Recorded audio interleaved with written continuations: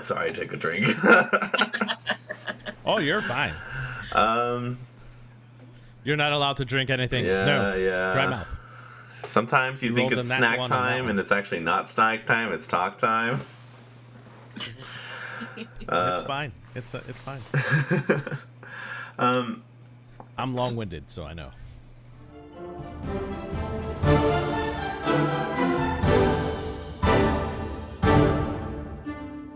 Hi, welcome to another episode of Dungeons and Degrees. My name's Adrian, And I'm Alex. and today we have a wonderful guest, NorthWolf911, the Dungeon Master, storyteller, streamer extreme, who is gracing us with, and if anyone's on video right now, high def quality. Just look at the angles. It's look at the stunning. angles. It is. Look. It just happens. It happens to be this way. It takes a long time to get this way. Well, thank you. 37 years worth, I guess. Thank you so much for joining us. I had the pleasure. No, thank you for the invitation. Of course. I had the pleasure of playing a game alongside and as a player for NorthWolf, and it was a great time. I enjoyed all the sessions, and just an amazing storyteller. I appreciate that. You don't have to flatter me like that. I gotta keep. Listen, I'm only Stop saying it, couldn't things. I'm saying true things, okay? But yeah, tell me about your. I guess, did you start off streaming first or TTRPGs first? So that's a great question. Hitting me with the hard facts already at the beginning. So I started just like every streamer did, streaming the best game in the world, which was Overwatch 2, or excuse me, Overwatch at the time. Yeah, every streamer at one point or another was an Overwatch streamer. Or some type of, FPS streamer. So I actually did not start with TTRPGs or RPGs. However, I realized that I enjoy those games more offline than I do to stream to the world. And they're kind of like just more of my personal journey. So I did enjoy streaming, and I actually started to stream mostly because I saw that there was a need at the time, and this was pre-COVID. This is right before COVID happened, so this wasn't like the pandemic happened, and then I was like, oh, I'm a streamer. I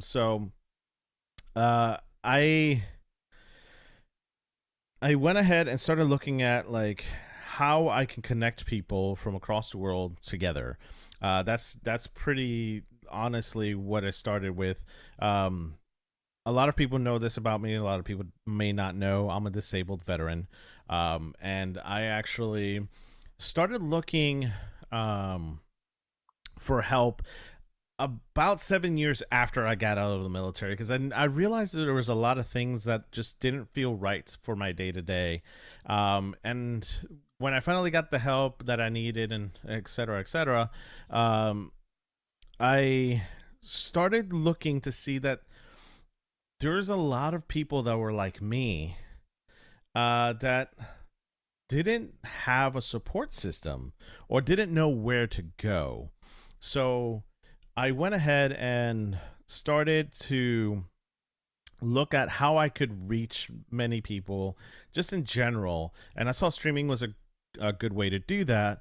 I also started to think about like, what was my message as a streamer? What would be my message? Like, am I just doing this for the veterans, or am I doing this for just like all nerds, because like at the same time I have a daughter, and I know that she's growing up to be like me, where like nowadays, like, being a nerd is cool, but when I was growing up, you had to be kind of that closet nerd, because you got made fun of. Like, you watch Dragon Ball Z? What a nerd. Like, you watch anime? Oh my God. And like, but like everybody was apparently doing it, like, but it wasn't cool back then. But whatever.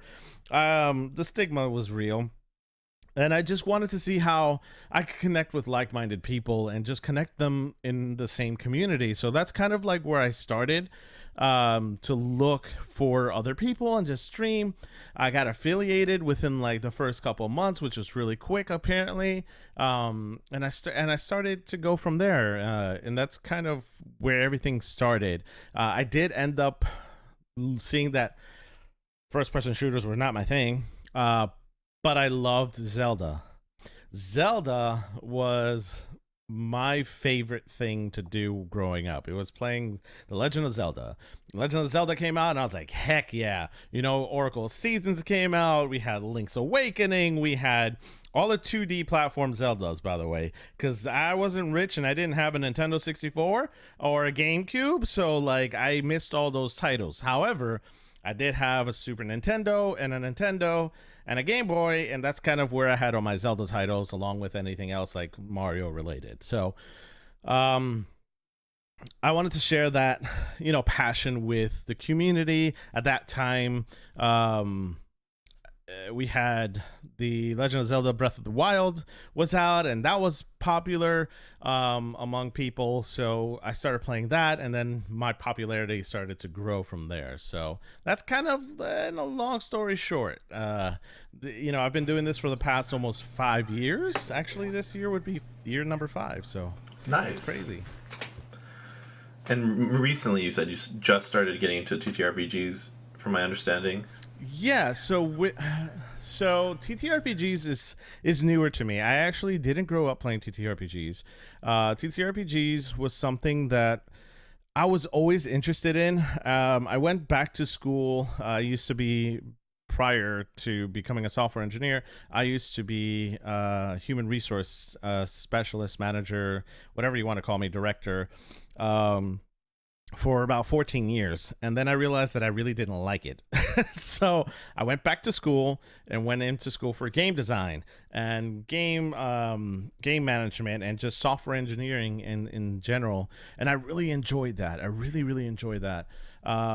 So I noticed going to school that obviously this is something that you don't really think about, but like when you're in school, they're like kind of pointed out to you. You're like, oh yeah, that makes sense. Mm-hmm.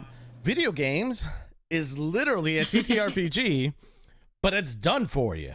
So, yeah, you know, I was like, wait, that does make sense. And I've always been the type of person that loved to tell stories. And I was like, I would love to do this. So I started playing, like everybody else does, Dungeons and Dragons and 5e at that time.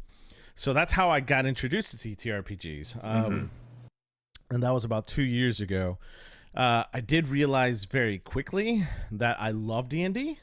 However, I felt like it was very convoluted and there's so much that you have to catch up on that it can be very overwhelming. And I wanted to see and explore other realms, and I wanted to see if there was anything else out there that was similar to Dungeons and Dragons, where you can tell a story with dice and just with your friends. And it's not Dungeons and Dragons, and everybody's like Pathfinder, and I was like, oh, that's kind of the same thing.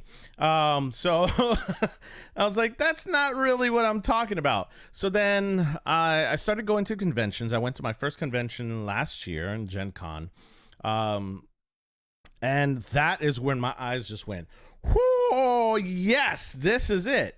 I started looking at all of the indie companies that were out there, like Free League, and shout out to Free League, shout out to Magpie Games and World of Darkness, and all of these indie companies that are making these amazing TTRPGs that are story narratively driven, that they do require mechanics and skills and dice rolls, but it's more narratively based, and it gives you the opportunity as a player to explore the world a little bit more and just have a more collaborative setting with your players.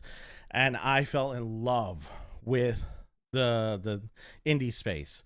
So this year I started to really show content more on the TTRPG space, because I feel like there's so many people out there that really don't understand or realize that there is just more than Dungeons and Dragons and Pathfinder that really give you an opportunity to tell an amazing story and really give you a sense of belonging and being in the space that's not necessarily just Dungeons and Dragons. Of course, Dungeons and Dragons and D&D 5e is going to really take over the space, but when you move that aside, there's so much more than that. And again, if it wasn't for D&D, we wouldn't have the rest of them, but I want to shed light to the other systems and the other things that are just as amazing. So That's great. And I think I've only recently like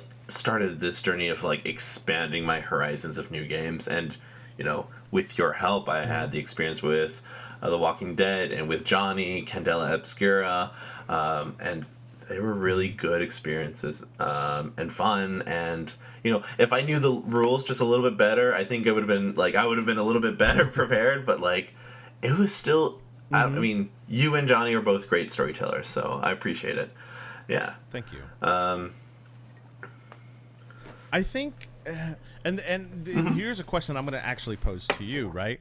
So this is the point I'm kind of trying to drive at home, is you didn't know a whole lot. We did have a session 0. However, you didn't know a lot of the rules, yet you were still able to jump into a game and play that game fairly quickly without having to understand a lot of the rule sets. And of course, it comes down to your GM as well. I'm not going to say it's like all the system. But at the same time, you're able to just jump into that game. And that's the beauty of it. And that's what I want to show people is like, hey, you don't have to know anything. Do you like to tell stories? Do you have an active imagination? Cool, just jump into this game and we'll figure it out together. And that's really what it comes down to when it comes to TTRPGs. That's the beauty of TTRPGs, in my opinion, right? Is being able to just tell an amazing story, because collaboratively, that's what we're supposed to do as a TTRPG, actor, player, DM, GM. You collaboratively tell a good story around the table, and that's what it's all about at the end. Of course.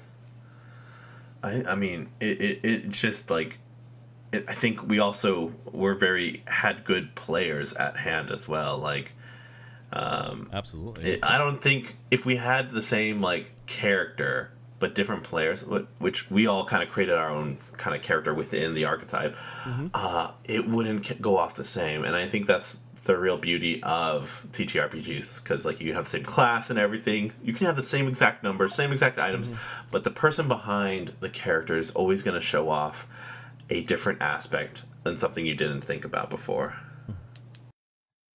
Yeah, absolutely. That's as a dungeon master and a game master, like I enjoy collectively finding those moments, right? And being able to like I have a tendency not to pick on people, but like if I've seen you haven't spoken anything in that session yet, I'm gonna make sure that there is a moment for you, right? So like, I like to go out and like ask you a question, or maybe put your character in a situation where you don't necessarily have to talk, but it gives you a little bit of a thinking of like, how would your character react in that moment in time? And I think as like a GM, that a good GM, in my opinion, would actually understand the table and like not just have, for a lack of a better phrase, like the main character person at the table. Everyone's a main character, in my opinion. It's just a matter of like where we are in that particular story, right? And how the story is being told. So you talk about creating moments for your players. Like, is there something specific that you're like watching as a GM? Because I know sometimes as a new GM, it's very overwhelming to help create that safe space for all of your players, help create those moments of tension within your storyline. But like, what advice would you give to a new DM in creating moments for players? That's a great question. So I have a tendency to use sound and music to help with storytelling, because in my opinion, if you have the tools to use it, use them, right? So as a GM, I like to use ambient noise, I like to use music, I like to use anything that I can possibly do to create that space or that feeling that I'm looking for. Adrian, you go by Adrian, I'm assuming. Yeah. Okay, I don't know what you go by here. So that's why I was like, what do you go by? AC Lawrence, so, Cruz. So, as your characters experienced in my games, I have a tendency to play music and play ambient sounds at certain moments to create that artificial stress that the character should be feeling in that moment of time. So like when I am looking at the table, I'm looking at reactions, I'm looking at everyone's face, I'm looking at nonverbal cues a lot to see how comfortable or uncomfortable my players are in the situation, right? And then if I see that everyone's kind of tense, which in this case we're gonna throw the example of The Walking Dead, I'm gonna look for the person who may be showing the most emotion if they are comfortable enough. And obviously this is all talked about in session 0, right? So if someone's uncomfortable at the table, they do have the cards to play, so they can DM me right away. But if I see someone is in character and they're scared, I'm gonna pick on them to actually articulate and ask them a question to see how they're feeling, so that can be expressed at the table, and know that they have a safe space to do that. So being able to look at those players' nonverbal cues and looking at other players and seeing what they will be doing. And I don't like empty space. And what I mean is, if there's a situation where it starts to get investigation heavy, right? And in a lot of games, the investigations can take a long time because people are trying to think of things to search around the room. I tried to throw in consequences for taking too long. So if a situation, let's say, is dependent on the level of the area, and this is all about world building as well, so making sure that your characters know and your players know ahead of time at session 0. That's why session 0 is so important, that they understand that everything comes with a consequence. So if you're taking too long during the game, I'm gonna give you a repercussion. You may get maybe a surprise attack, or maybe something happens where you didn't expect it to be, or you hear a noise or something, and I express that to those characters, and I make sure that I take note of whose turn it is, or who has spoken on my side, so that I know, like, okay, I got this person, I got this person, I got this person, and it's not just one person carrying the narrative, but the entire table. So that way the table together can decide what they're going to do next. I think that's an interesting idea to even note that, like, okay, this is the person who talked last. I gave them space. Maybe I don't check back in them until I check in with everyone else. Or, like, that's a very interesting, even way to, like, monitor the gameplay throughout. So if you take that more analytical approach, you could see who has moments. You could see who maybe you need to talk to one-on-one about, like, how comfortable they are. Or, if you're just a stats person, I think that's an interesting idea too. Yeah.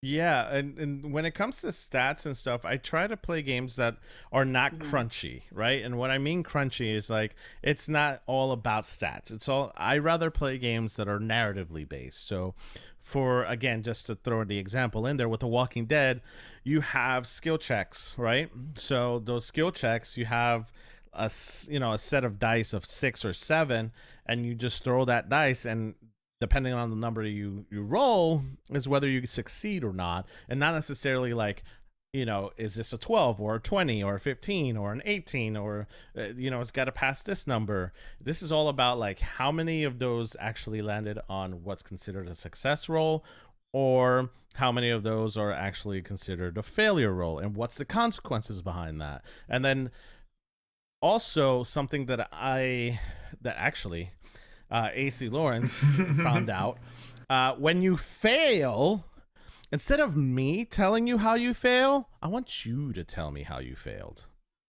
Tell me how this actually failed as a character. So instead of like me telling you, okay, well now you got a broken leg, and maybe you didn't want a broken leg. Maybe you had something that was better than a broken leg. Maybe you were like, yeah, I was fiddling with this screwdriver, and when I was unscrewing the screwdriver, like the screw, I slipped, and now the screw, or in content warning, the the screwdriver is now pierced through my arm, and like now I have a screwdriver through my hand, and like I would have never thought of that, but like he did. So it's like those are the moments that as a DM you have to realize that you have to trust your table, right?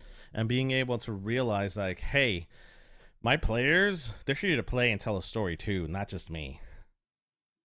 You've mentioned your session 0 a couple times. What's like the quick rundown of what your session 0 looks like? So session 0 for me looks like, I like to go over very basic things. For one, I want to go over world setting. Where are we? When are we? When is very important, especially with like games like The Walking Dead, right? Are you pre-apocalypse, or are you like post-apocalypse, like a couple years, or are you like way in the future where like things could have evolved by now? Or for other games as well, it's like, where are you in that world? When? Where specifically, location wise, that's something that's really important too, because like you have a Frenchman in the US, how did he get there? Those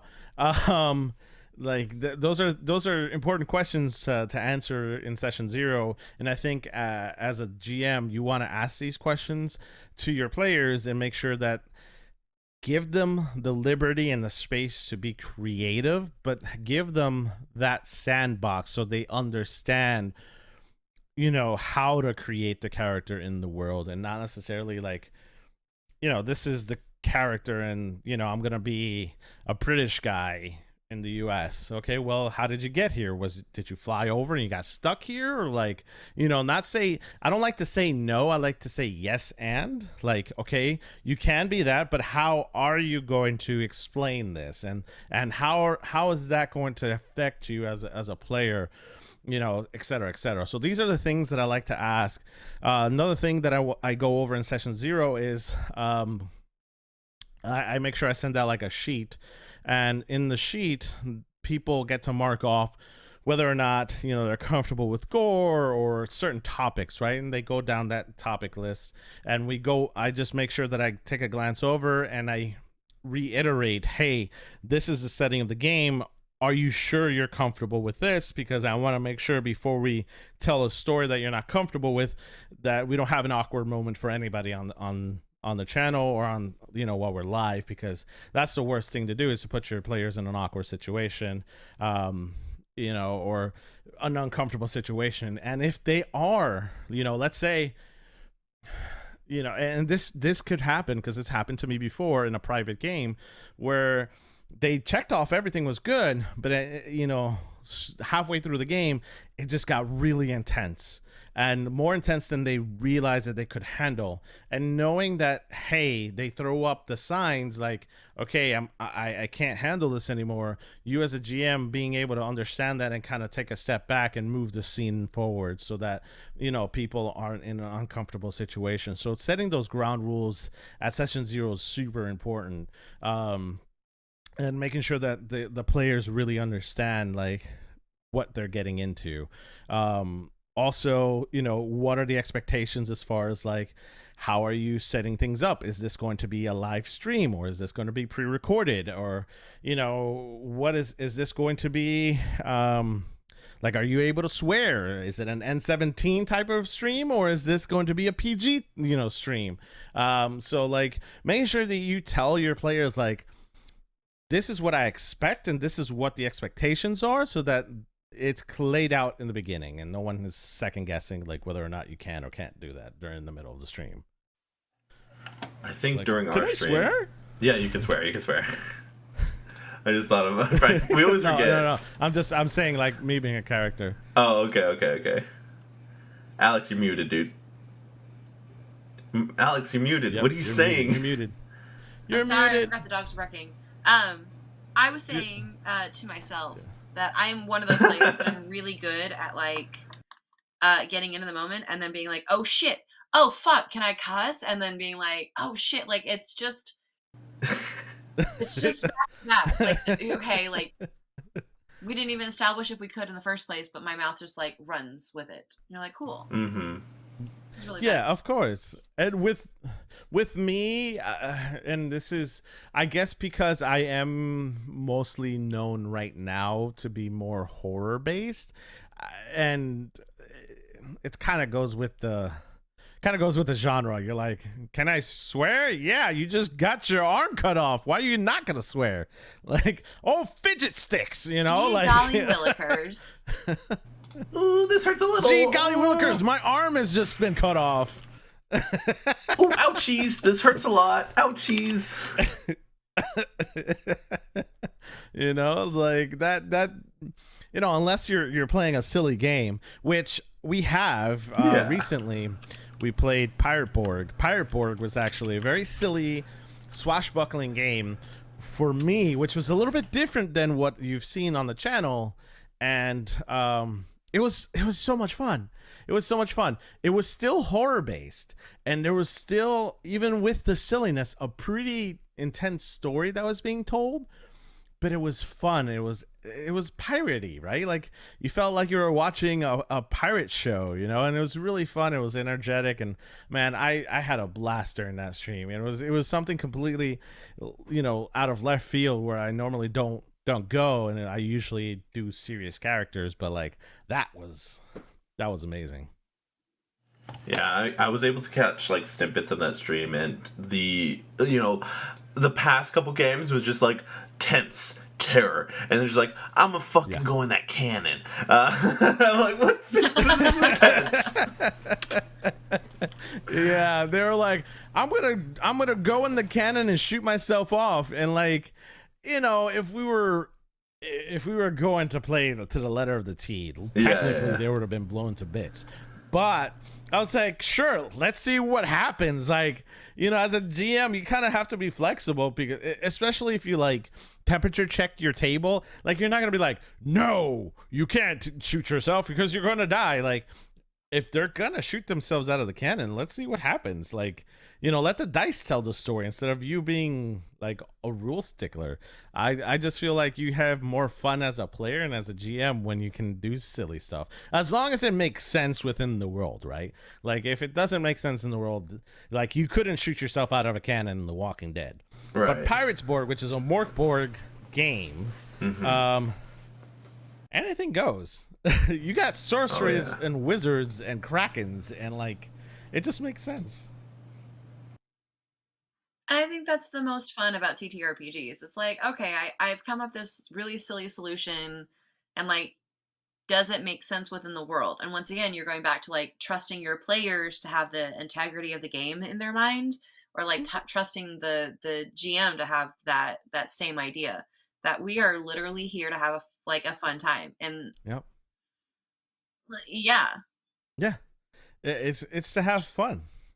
I mean, if you're not having fun at your table, are you really doing it right? No. What's the point of doing this in this economy? What's the fun of doing this if you're not enjoying it? Like, for real. Or like on some level, right? Because I probably would hate to actually be in a horror like campaign or any sort of like one shot. Because I am a scaredy cat. I am full scaredy cat. And I would implore you to come and play with me. I am so that I'm just gonna be crying in the corner, like confident. I do. I promise you, I've had now 2 players come play with me for The Walking Dead, and they came out wanting more.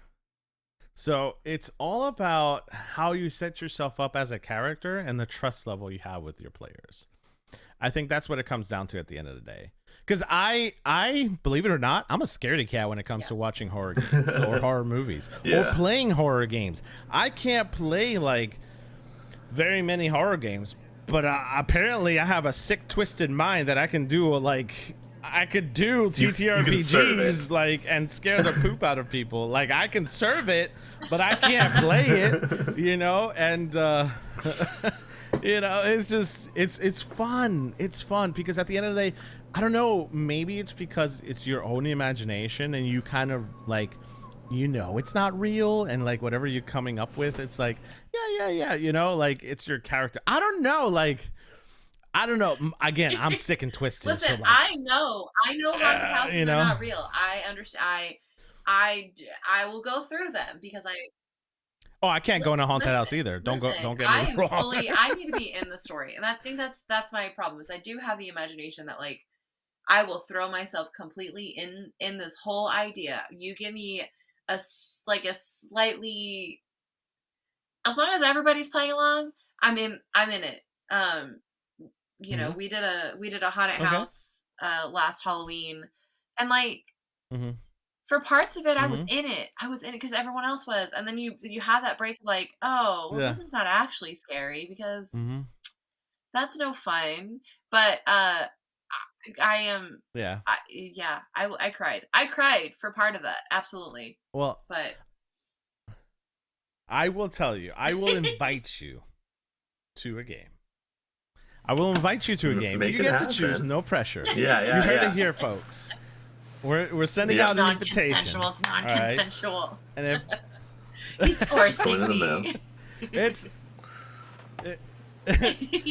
is a disclaimer, right? But honestly, and this goes out to anybody else who is listening. If you are interested to ever play at a table, you know, feel free to look me up at startplaying.games, where you can find my DM profile, and I have games that run all the time on there. So like I have The Walking Dead currently and the Pirate Borg. I will be eventually doing a Candela series on there as well. So, you know, those are some things that I'll be doing that are private games. They're not streamed, and you get to have one-on-one time with me and a couple other players and just have a good old time, you know? One-on-one. Sorry. I am a child. Yeah. I am an adult. No, I'm a child. Hey, look, I think at the end of the day, you have to be a child to be doing what we do. Like, think about it. We use our imaginations. We're 30. I just turned 30. Speak for myself. I just We're 37 turned 30. Years old. 37 years old, right? 37 turning 38 this year. All right. 37, 38 years old this year. I have a 10-year-old daughter, you know, and like, I love using my imagination. I've always been in love with using my imagination. And like, the fact that I found the space where I can actively do that with other people who also love to do that, that brings me so much joy and excitement. Like, I'm sure you guys hopefully can feel it through this conversation. Like, this is not like me putting on a show because I'm on this podcast. This is legitimately how I tell stories. Like, go watch my YouTube videos and like, you'll see, like, this is how I love to interact with our players and with other people and just tell stories, because this is so exciting. It really is. It's really, really exciting. Because like, here's a question for both of you, right? As a GM, I'm gonna ask you what your favorite moment for your character was. Right? What is your favorite moment for one of your characters in any of the games you've ever played? I'm trying to shuffle out all the do you already have one in mind, Alex? I'm trying not to cry. I'm really trying not to cry. Yeah. Okay. Do it. Long Sorry. listeners of no. Long listeners of this podcast have experienced this this moment that Adrian has created for a character of mine. I adopted my dad's character after he passed away, and like we ran a stream the week after it happened, and it was one of those like Adrian basically like took what we were doing um in our one shot and then tied it like perfectly along with like how I started the campaign with my dad during quarantine, and somehow still like managed to Mhm. like collect the things that like I remember most about my dad in this character. So like it was that like personal Mhm. moment and connection with this character that like had just it was that deep, it was just that like too long didn't read, it's like that deep personal connection with a character that I had inherited like those moments with. So I definitely like finding the real life Mhm. matching, you know what I mean? Like it for a moment did not, oh, I'm not gonna say that Mhm. phrase, oh, hold please. um for a moment just felt like, okay, I got this. It's hard. Listen, grief is a Yeah, motherfucker. you got Cause this. like I Uh have it huh. great. But like for Mhm. a moment it really felt like my dad was Mhm. like still here. Like it was just nice. Yeah. I understand Oh, thanks for making me this double crying this week. that. Love this. Adrian. That's one. I No, didn't no. mean to make you cry, but I'm glad that you're vulnerable enough to Yeah. share it with us. Adrian, top that bitch. Fuck. Okay. Okay. I was like, oh, it's okay, and then I was like, top that, and now my competitive edge is like, how do I top dead dad? What the fuck? I don't think I can. Hold up. My dad's in the other room. Let me fix that. No, I'm just kidding. Wow, that went. Are we playing The Walking Dead right now? Like, what are we doing? Listen, Mr. Guy, get I'm out of trying there. to Mr. think Guy, get because out of like there's there. this. Yeah. Recently, my dad passed away. Just blood everywhere. Woo, this took a dark turn. You said you wanted more.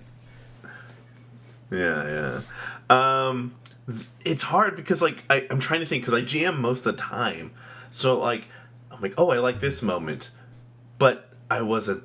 That was a GM moment. That wasn't a character moment. There's very few But even a times. GM, like, Yeah. I could tell you a couple favorite moments of mine, but you go first. Okay. Okay.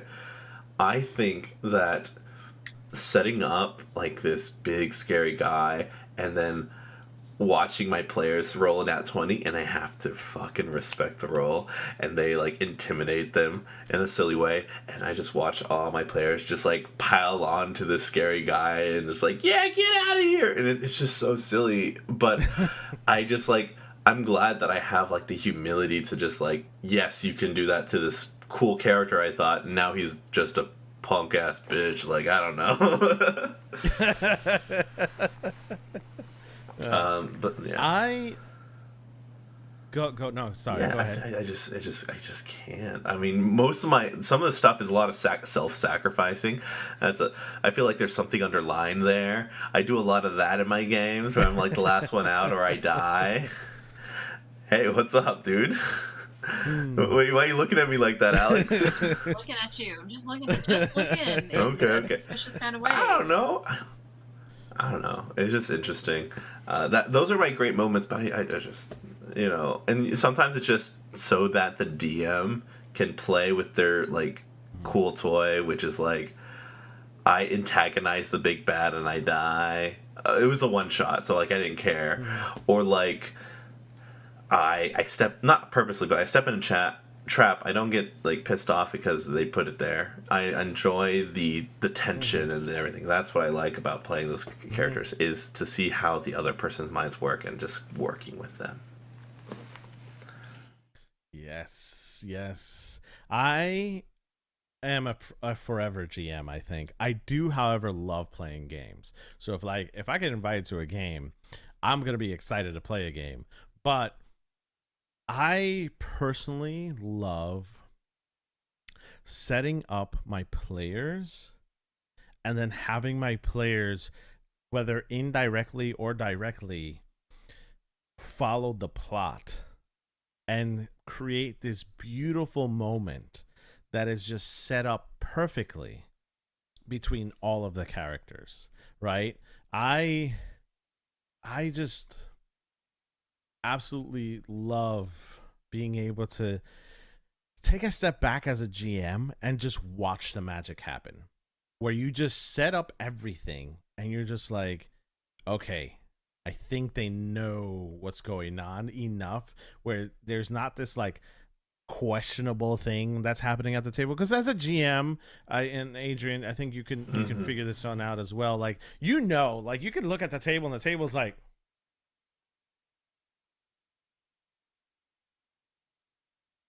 you didn't do enough setting up. So like, I love being able to just give you enough information and just let you guys RP your way out of the situation, or do something to make this moment great, right? Like, I remember this one moment in particular in regards to The Walking Dead.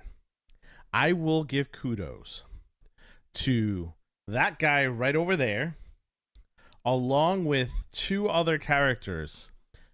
I did not plan at all what happened, and it went sideways in the most beautiful, chaotic way ever, right? Oh yeah, and it was just, it was so good. And I'm just sitting there going, well, I just set up like a little piece and they ran with it, and it was just magic. Honestly, it was magic in the making there.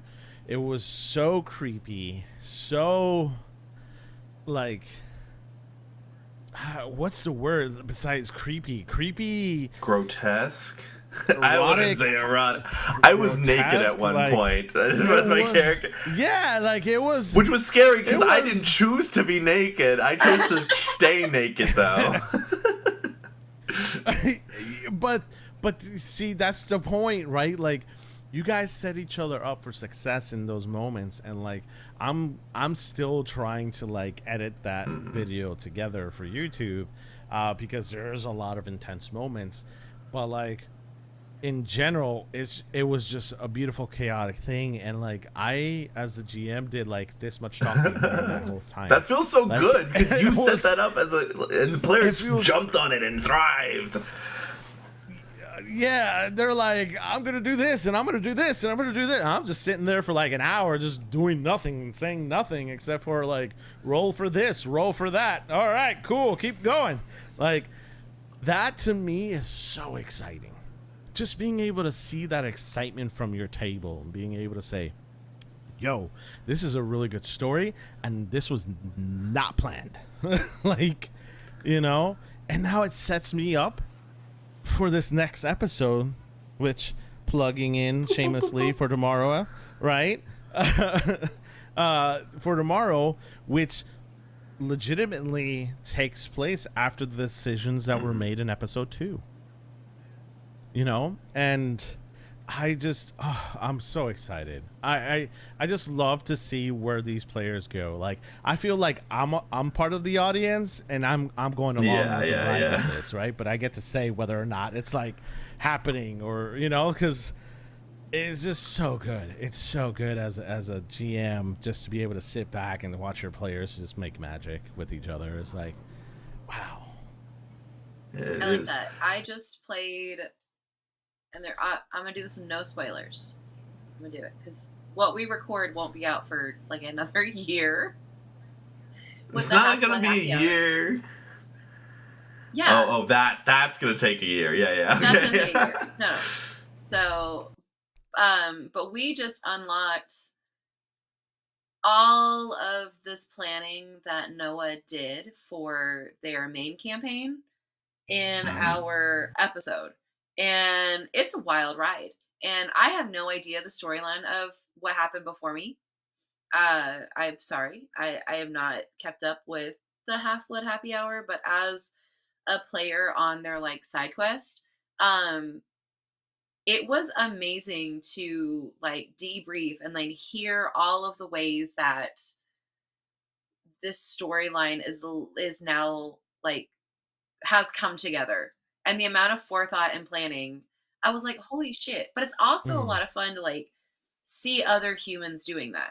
So it's not just the like, oh, the storyline paid off. It's also like, Mm-hmm. wow, that came from your brain. And that's really cool. And I really like being your friend and I really like playing with you. Yeah. Um, and I'm happy you could share that like cool brain thing with me, you know? Mm-hmm. Cool brain thing. Absolutely. Cool brain thing. Absolutely. Cool brain things. Yes. We love them I here. love it. I absolutely love sharing the cool brain thing with people. Like, here, you have my brain, let me have your brain, and we can share it together. Mm-hmm, mm-hmm. Does your daughter play with you? Do you do any games for her? Oh, So, no, she doesn't. But hopefully by the time this comes out, she does. But I will pull up if you guys let me. I don't have the cards with me. However, there is an amazing creator. There is an amazing creator who made a Dungeons and Dinos game, which is inspired by D&D, and it has for kids. And the best part, wait, I haven't gotten to the best part yet. Hold on, because I want to make sure I say this correctly. Mm-hmm. And this is a shout out to Derek for who made Dungeons and Dinos. He is an amazing human being, and I met him back in PAX Unplugged. But Dungeons and Dinos is basically, how do I explain it? It's D&D, but it's like, I guess it's better to just explain the story, right? So there's these bunch of little dinosaurs that they're like cute little dinosaurs. They're blue little dinos, right? And they go up to the attic, and in the attic they find a chest, and inside that chest they find this old tome. It's dusty, it's gray, it's nasty, it's full of dust. It's an old tome. When they open it, it gives them instructions on how to play this mystical magical game called Dungeons and Dragons. But they come to the realization that they're like 2 and 3 years old and they really don't know how to read yet. So they go ahead and make up these games and rules for Dungeons and Dinos, which is really cool. So they set up a party of each player has a party of 3 dinosaurs, and these dinosaurs are really cool. And if you guys can, Google, Dungeons and Dinos, great for kids, right? And you get these little dinosaurs, and you basically go through a dungeon, right? And you fight these little monsters that you find like in the attic, like there it could be like a cat or like a jello, like that's a gelatin, and these little creatures. And the best thing about it is that you don't need to know the rules of D&D. It's literally explained to you on a one little card that's like this big, and the size of my hand, and you get to play with kids that have an imagination, and you go through this little dungeon together and like be able to fight off monsters. And there's like it's awesome because it's made for people who have dyslexia, who have learning disabilities as well. So it's ADHD friendly, and it's just super amazing when it comes to this game. And they have other games for it as well, but I absolutely love Dungeons and Dinos, and like it's a game that I hope to play with my daughter soon, because she has a very vivid imagination, and hopefully she'll like to tell these stories with me, because she'll sit down and she'll tell me this elaborate story that she's writing, and she's not even playing TTRPGs. And she's told me that she's not seen, because I don't want to say she's seen the videos, but she's experienced, I guess is the best way to say it, my storytelling through the YouTube videos that I have. So she's kind of seen like, daddy's doing this is cool, I want to write stories too. So she started writing stories and getting into Pokemon and a bunch of other stuff. So she's gotten into a lot of these games recently, and I just hope to one day play with her, some dinos. So long story short, yes, that I will be playing. with my daughter. There are so many expansions. So like, Yay! say less if you're pulling up stuff for kids. And you're right that it's specifically the font that they use on the cards, because you can try the demo. The font that they use is the font that like helps students or helps kids with dyslexia read, and it is like it's just a good looking font. Like, let's be honest, it's a good looking font. Yes, But yes. yeah, it's first of all, it's fucking cute as shit. It's so cute. I have a little pin, but not with me, but it's on my book bag. It's a little pin of the dinosaur, and he's dressed up like a rogue, and it's the cutest thing in the world. Like, he's got a little cloak, and it's just made of like, you know, these are dinosaur kids, so like they don't have like D&D stuff, so like they'll have like a broomstick as a stick, you know, and like a big robe that's like overgrown on them, and it's just like big long sleeves, and it's the most adorable thing in the world. And like, I think the tank has like a pot on its head, which is really freaking cool and cute, and it's amazing. And honestly, I fell in love with the game, and I can't promote them enough, because they're just, he's a sweetheart, number one, and number two, he's also a psychotherapist. Is that the correct term? Maybe. There's a lot of like therapists, psychotherapists. I think psychoanalyst. I don't know. They're all the same. There's a couple. Please. I don't. So he's basically a psychologist. He's a psychologist and he used his psychology degree to make games for kids, which is amazing. So I tip my hat off to him. Not me immediately putting all of these into a cart. It's adorable. It really is. I love that game. And they also have, or he also has another game called Morrowind, which I will have an official release on that eventually in the future. So if you want to see what my review is on that, that will be done in the future. Yep. So, yes. Awesome. How do you grow yourself as a creator? Good question. When you find that out, let me know. We're working on it too. We're all working on it. Everyone's working on it. Yeah. We're all working on it. Honestly, I just this is gonna sound very cliche. I just surround myself with other creators, like-minded creators. That's it. At the end of the day, I try to make friends. I don't try to, I mean, yeah, of course there's business associations and business relationships that you can accrue from like meeting people, but like creators in our space, I don't like to approach people in that aspect or that mentality, because it seems forced more than anything else. I like to talk to people like they're people and just share the things that we like to do together. Like, I'll honestly connect with you a lot more if we start talking about just like video games and things that we have common interest, and being like, hey, yo, let's play a video game together, or let's play a TTRPG together, bro. And like, it'll be cool and we can grow together. Like, no, that's cringe. Like, I probably won't answer that DM, to be honest. You know, so I think the best way, in my opinion, the way I've been approaching it is just like, you know, talking to people like they're people, and being like, hey, how's it going? How's your day? How's everything going? I noticed that you do this, you do that, like, and this is what my interests are. These are what your interests, and seeing if interests even align, because sometimes just because someone's, and I hate to say it this way, but like someone's got a large follower account, that doesn't mean that they're a good TTRPG player or DM or GM. Like, just because you have a large following doesn't mean anything. At the end of the day, you have to see if you even vibe together. You gotta pass the vibe check, if you get that, what I'm saying. You know, like you can't just be like willy-nilly going out to people and being like, hey, can you come and play at my table? Yeah. You know what I'm saying?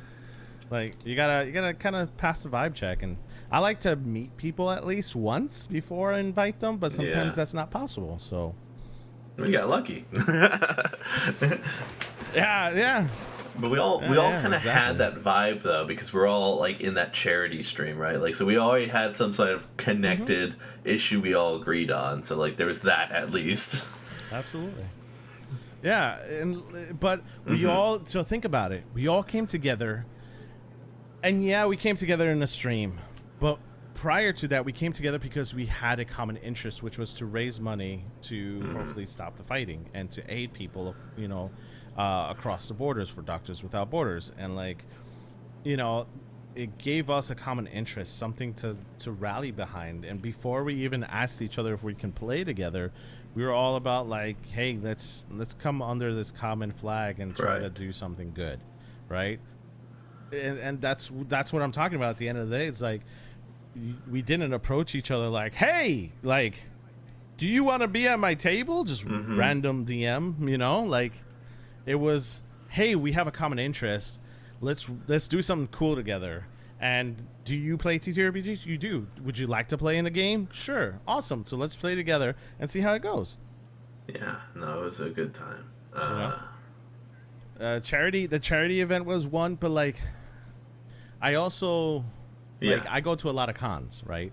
I go to a lot of cons because I feel like in cons you get to be a little bit more personable, and you actually get to feel like the vibe the person's letting off, right? You get to see like, is this really this type of person, or is this person kind of putting on a show? And like, there's not a filter. You know, you can see more of the body language. Right, exactly, because I like to see body language. Body language for me is a big thing. And like, if you sit there and you have your hands crossed and whatever, I'm not going to talk to you. That's just me.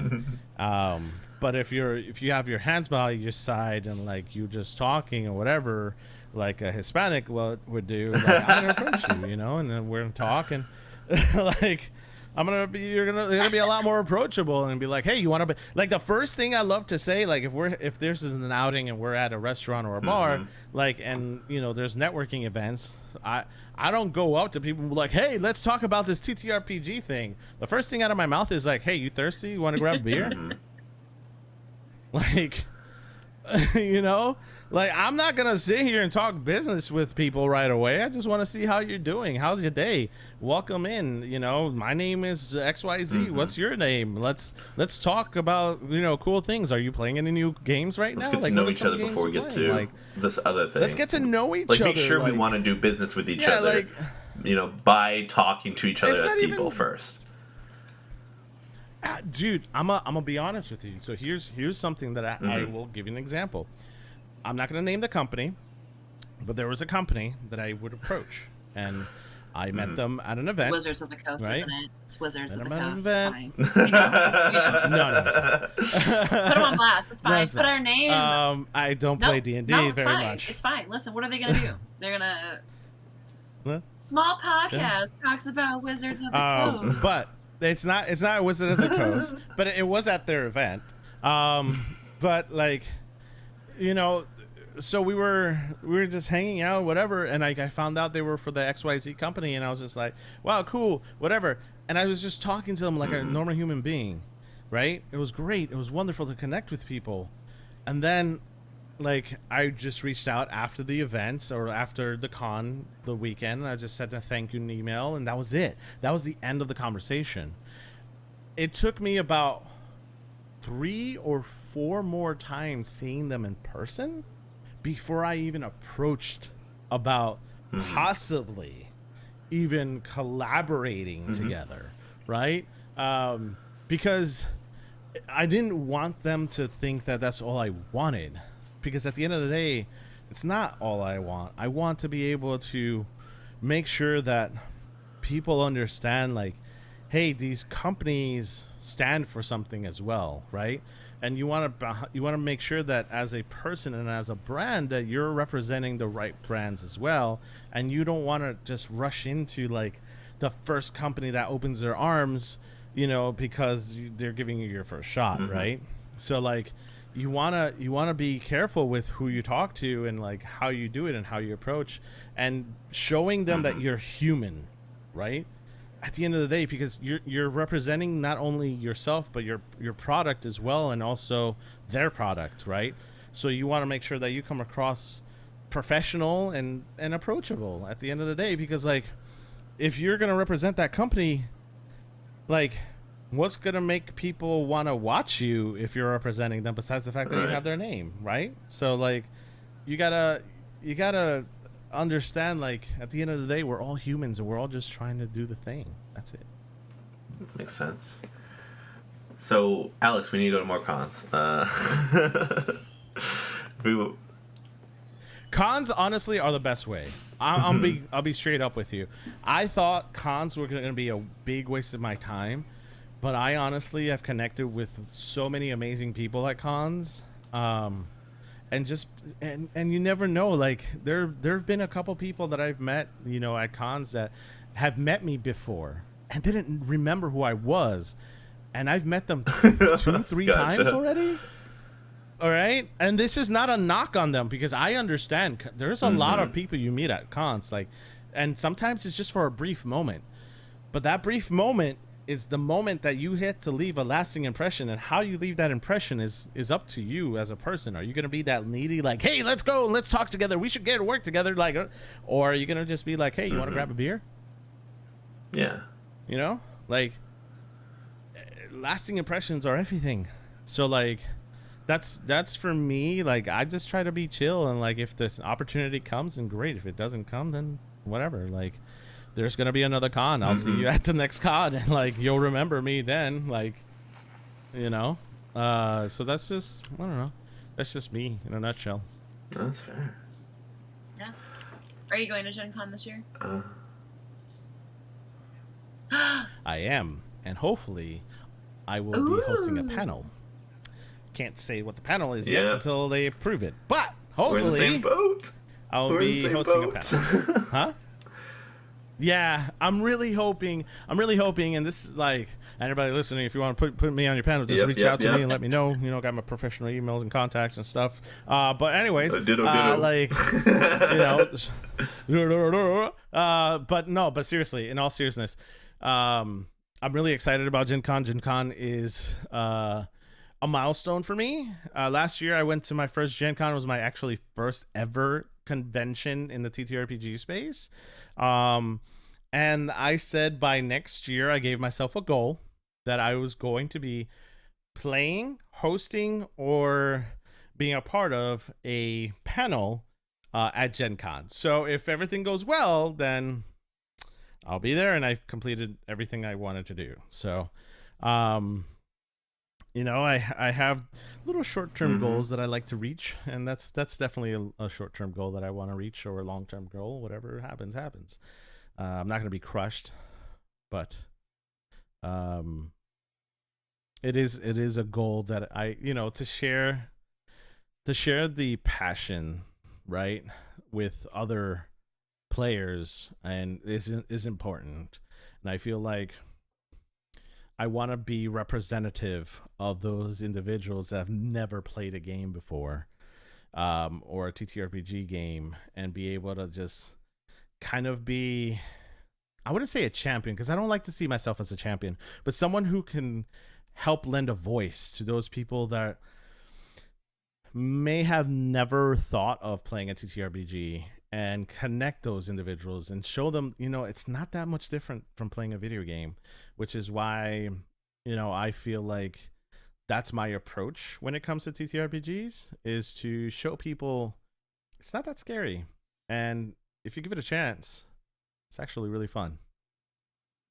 That's a champion. I think you're just avoiding the word because it sounds glorious, but what if it's just the word? What if it's just the right word? You're a little too far. Can you keep a little closer? Sorry. Oh, I'm sorry. What if... I'm sorry, I'm playing. I'm fidgeting. The fidget tool is working. What if it is just a champion? What if you are just... that is the correct word? Like, what if maybe that is just the word for you? And that's okay. Just be a champion. Just be a champion. Yeah. You know, I gotta see where my arc takes me. You know, apparently this is an arc that I'm gone. You know, I gotta pray to my deity, right? You know, champion parts. Come on. Believe it or not, I've never played a bard. I've usually played, when I do play D&D, I play as druid or a cleric. I also play druid, so I Um, understand that. Talking about, I vibe with that. yeah, it's just fun to turn into whatever animal I want. Yeah. You know, any animal that I see, I can turn into. So, who wouldn't want to do that? See a dragon, turn into a dragon. You know. But in all seriousness, like, I don't know if you guys have played Daggerheart yet, but Not yet, Daggerheart. No. Oh my gosh, I am playing a druid, and normally, like I've mentioned before, the druids I play are very serious, but this is the first time I actually take it not seriously, and I'm a fawn druid, so like.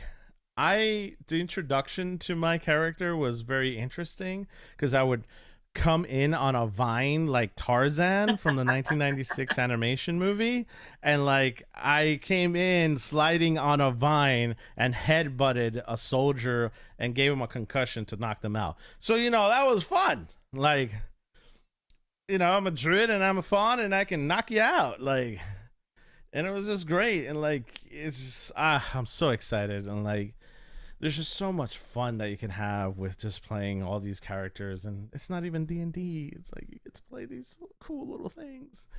So yeah. You just get to be a little guy. Any other questions?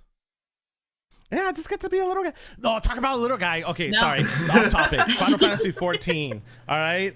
I'm playing Final Fantasy 14 for the first time. Well, I shouldn't say for the first time. That's misleading. Replaying Final Fantasy 14. The first time I played it, I didn't like it. I didn't enjoy the grind. This time around, I'm playing the little guy. I forget what they're called. Lalafels. I know. I know what they look like. I just don't know what their names were. Really, really tiny, and I love him because in the cutscenes, he's just looking up like this, and I'm just like, yes. And it's adorable. He's just a little guy, and I posted that on Twitter and Threads, and like I was just like, look at my little guy. He's just a little guy. He's amazing. So he's a bard. I'm like, oh heck yeah. You got to play the bard now. Well, nah, that's not a real bard though. Are they ever? Yeah, it's not a real bard. Send your right, bard we've hit hate the- at Dungeons and Degrees Pod at gmail.com. Yeah. You get that interaction. We will answer your emails so fast. We will. I I definitely will. will. It's look on my at phone. It'd be like, oh, angry Twitter noises.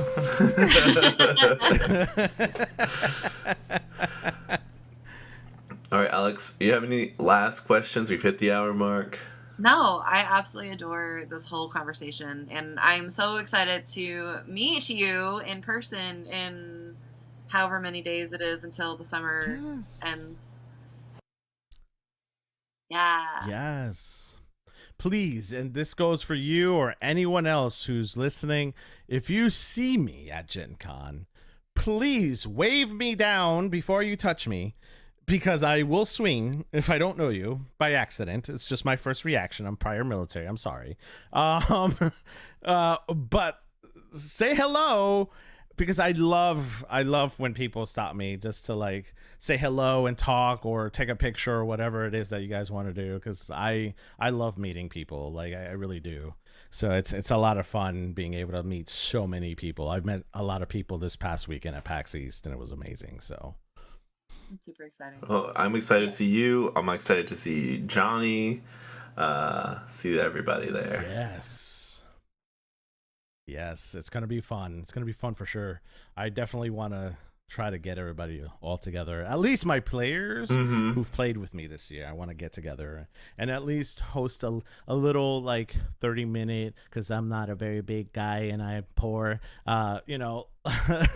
bar reunion, and buy at least you guys a couple rounds. I'm pretty sure I'm not it'll rich, so it'll you be know. all Don't. mutual. The We'll all closer I get to 40, don't ruin the dream. Maybe I'll have a house. Maybe It's fine. Or we'll have a commune by then, and it'll be great. It's fine. It's fine. All right, You North know, Wolf. It'll be fine. It'll be fine. Where can they find you?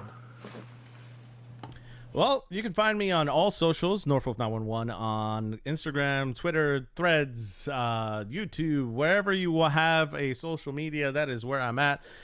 You can find me on Thursdays at Twitch live, recording something. So we're recording something on Thursdays, whether it be Candela Obscura or Aliens or The Walking Dead or anything else that comes to mind.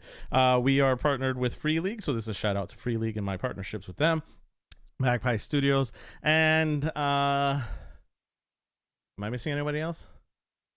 Quite a few others. There's a lot of people that we're partnered with, but I should have this in as a sticky note here because the list is very long. But we are partnered with Secret Labs and with iBuyPower, which is awesome. So if you need computers or desktops or whatever you guys need, we're partnered with them as well.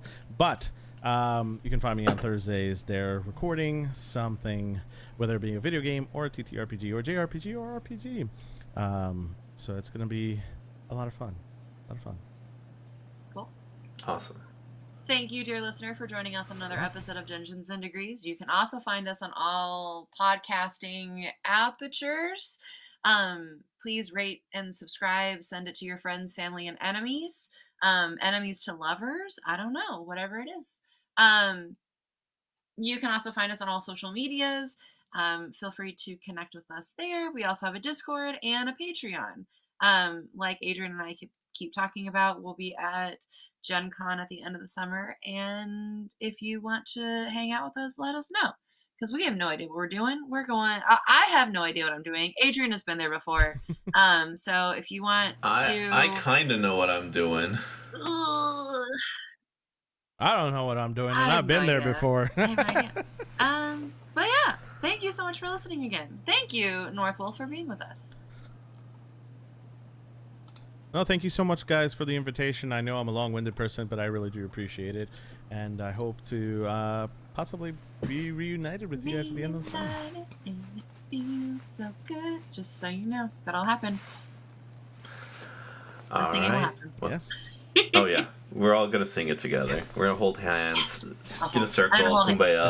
Especially during the Walking Dead episode that she's going to be on. You heard it here first, chat. Yes, make it happen. Alex, I don't have a contract. Those are happy tears she's crying.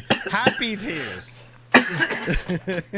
Alex, we don't have a contract. At least you will not show up naked in one of the episodes. I probably won't show up naked. You're right. I probably will at some point. Which is one better than me. Good job. Wow, you already did it. You kept your clothes on. I couldn't. That's what I strive for every day. I strive for it.